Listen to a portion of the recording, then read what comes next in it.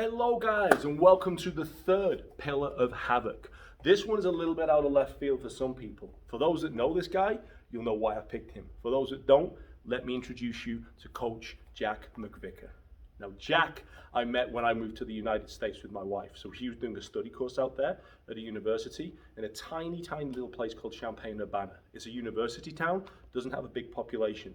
So my hope of meeting anybody there that did martial arts was, you get the campus stuff, and with it being the States, I thought there might be some okay stuff out there. Boy, was I in for a surprise.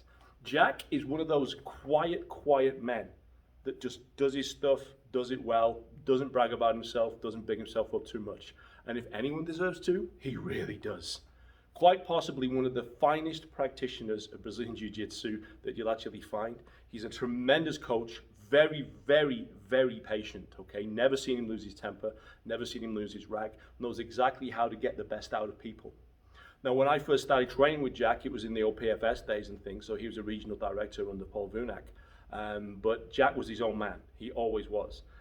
His Jeet Kune Do, his hands especially, were very good. He was a solid Kali player, but it was his BJJ where he absolutely shone. He's one of those guys that realistically, there's no real holes in his game. If you look at what he does everything well. But if you had to pick one thing that stood him out more than anything else, it was the BJJ.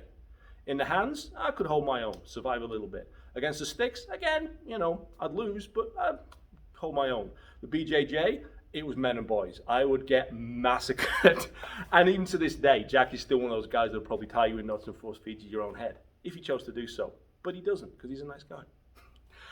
Jack, your influence on me has been palpable. What a tremendous year that was training in there and giving me that taste of Brazilian Jiu-Jitsu, how to integrate that seamlessly into my game, the camaraderie, the fellowship, not only in the martial arts side of things, but the way that ran, the way the guys all get on, the way we all converse, we all hung out. That was a great template for HAVOC moving forwards. And that, again, had much more influence on me than many people would give it credit for. Thank you for joining me again for another episode of Pillars of HAVOC.